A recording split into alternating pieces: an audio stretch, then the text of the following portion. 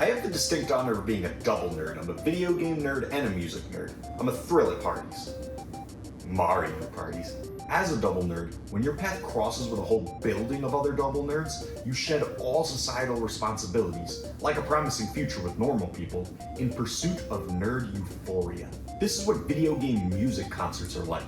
I've had some awesome experiences at a bunch of cool concerts, which I will now tell you about in pursuit of YouTube money.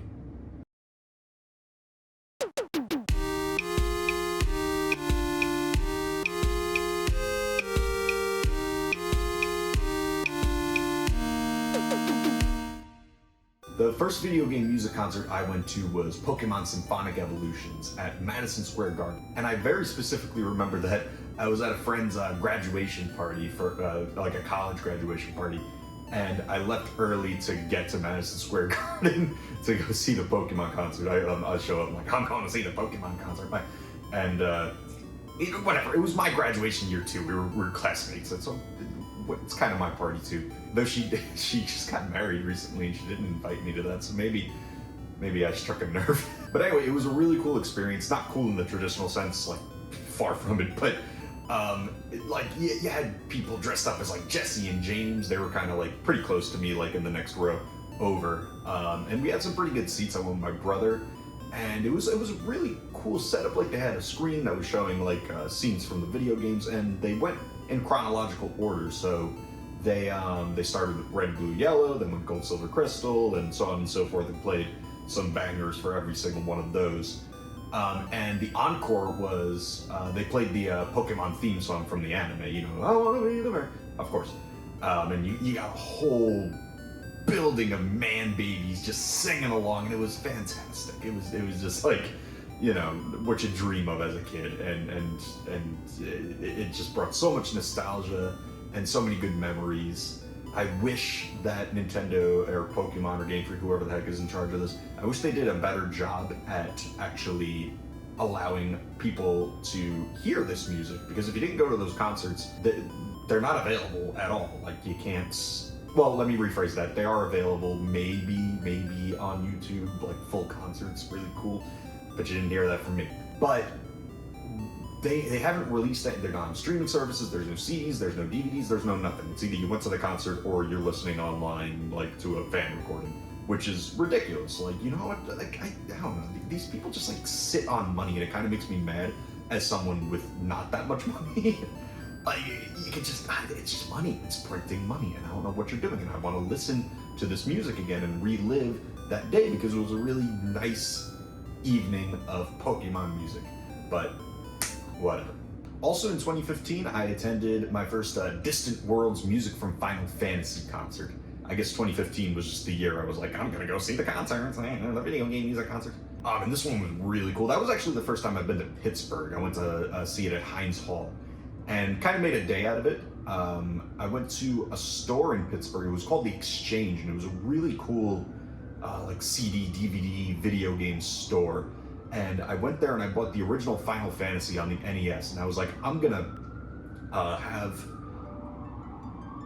waiting for the ambulance to stop ambulancing.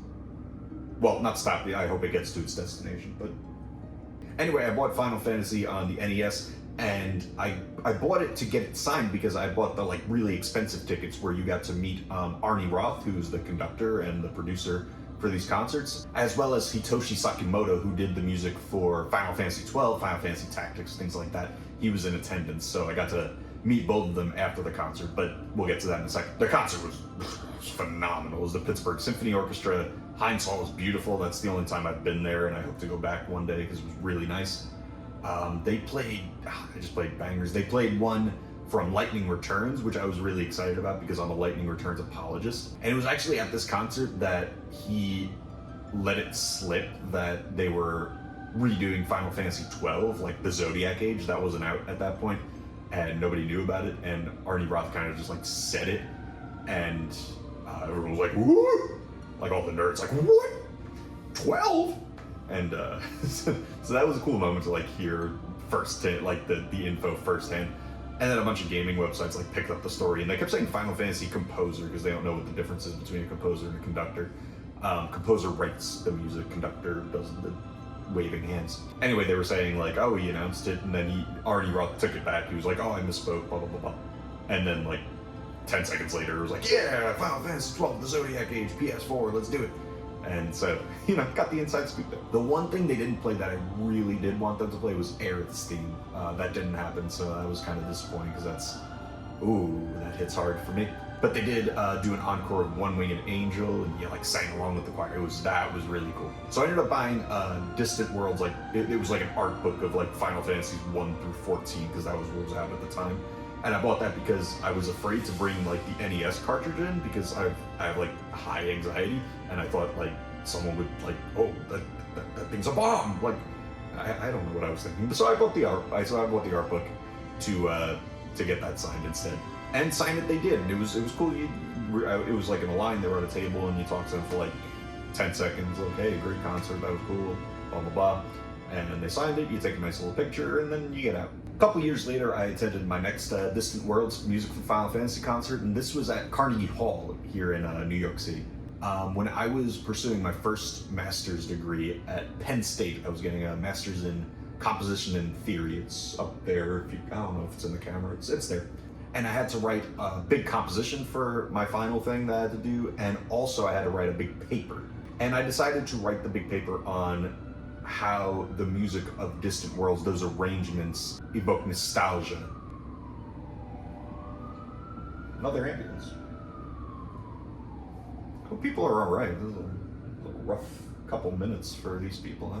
So yeah, I was pursuing a master's in music composition and theory, and as if that wasn't cool enough, I was like, I'm gonna write a paper on Final Fantasy music. So anyway, I contacted Arnie Roth's people, and they got me in touch with them, and allowed me to pick his brain a little bit and get some quotes and kind of just do an interview for this paper, which was really cool. And towards the end, he was like, oh, when are we going to see you at a concert? I was like, oh, I'll try to go to the New York day. He was like, oh, let me know. I'll let you, come to the dress rehearsal and stuff. And if you don't know, a dress rehearsal is basically right before the concert. They start a couple pieces, make sure everything's cool, and that's it. But at that dress rehearsal, Nobuo Uematsu walks in, because he's attending this concert, and he sits down, and I'm sitting over here, and he's in the middle. I was like, what if I just go sit next to him? I did not go sit next to him, but I was thinking what if I just did? So, but I didn't. Nobuo Uematsu, if you don't know, he's the main composer for Final Fantasy. He's been with it since the beginning, and he's written a bunch of music for a bunch of games.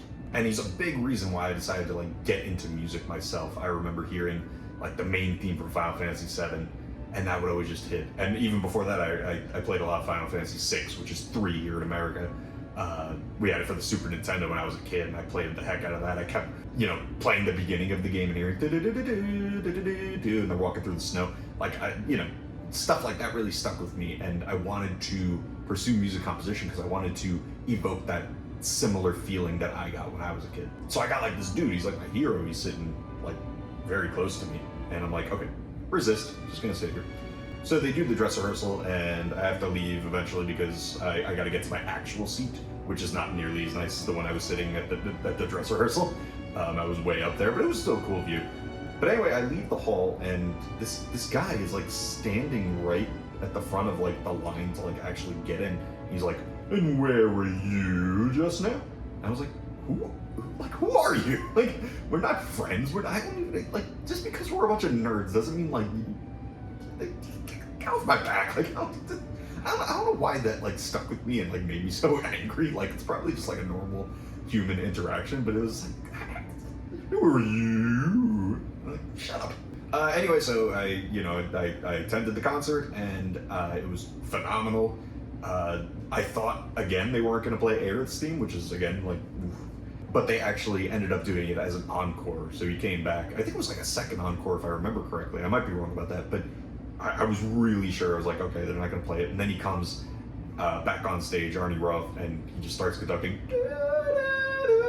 Oh, I can't tell you how I felt. Oh my goodness. And that arrangement is so. So anyway, they do all that, and then they do the One Winged Angel thing again, where everyone's singing along. But Nobuo Uematsu actually goes on the stage and joins the choir, and he's singing along. That was cute. And I got the really expensive tickets again, where you get to meet them afterwards. So I went and I brought a copy of Tis Anerkend because I love that piece. It's the first piece I think I learned on piano, if I'm correct. And I brought it up to them, and then Arnie Roth signed it, and then Nobuo Uematsu signed it. And I tried to tell him, like, I think I said, this is one of my favorites, knowing that he didn't speak much English, but I was like, maybe he knows enough. And he like sits there and thinks about it for a little bit, and then he just says, mine too. And it was like, oh, I just had a conversation in English. Oh, like, he used his like secondary language or third language, whatever it is, I don't know, on me. Oh. So that was a really cool experience. Obviously, I couldn't like go through and tell him, oh, you inspire me so much, blah, blah, blah. I don't know if they're going to do that to him because he doesn't speak that much English, and I don't want to be that guy. But really, again, awesome experience. I hope to go again at some point to another Disney place because that's awesome. Unlike Pokemon, they do an awesome job of releasing their music. They have CDs, they got DVDs, they got Blu-rays, some other stuff I'm forgetting, vinyl. And the music is available on streaming services, so go listen and have a great time. You don't have to bootleg some stuff because it's like they actually want you to hear it. And finally, these past 2 summers, I attended 2 concerts. They were put on by the New Jersey Gamer Symphony Orchestra, and that is an awesome organization because obviously they play video game music, and yay, video games. And they do a great job. They're really good performers. But I've never seen the actual orchestra. At these concerts, they were at a Digital Press. It's a store in New Jersey that's a video game store, really cool one. And they played these like chamber arrangements, like a couple players or soloist or a little duet or something like that. And they did a concert of those with members from the orchestra. And so the first one I went to, I actually got there kind of late. Like there was just hella traffic going to the store, and you know, it's New York to New Jersey. It's like, what are you gonna do? So I got there like right when they started, and I was like, okay, fine. And I got in. The store's mobbed, and I couldn't really see too much, but you know, you go to hear things, so it was good. And I saw enough. Like I could see like an instrument poking out and stuff like that, so that was good. They played some awesome arrangements. And then this past one I went to, which was just about like a month or so ago, I think, at the time of this recording, I made sure I left nice and early. I was like, I'm gonna get there before a lot of people, and I'm gonna get a nice view, and it's gonna be fantastic. And I got there, and the store looked so different. I was like, wow, they really remodeled this place since I've been here, since the last time I was here a year ago. It was like a totally different store. But it was Digital Press. I was like, okay, fantastic. I'm here, you know, the store looks fantastic, and nobody else is really here yet for this concert. So I was like, okay, I'm gonna get an awesome view. And then it gets closer and closer to the time they're supposed to start, and I'm like, there's nobody here.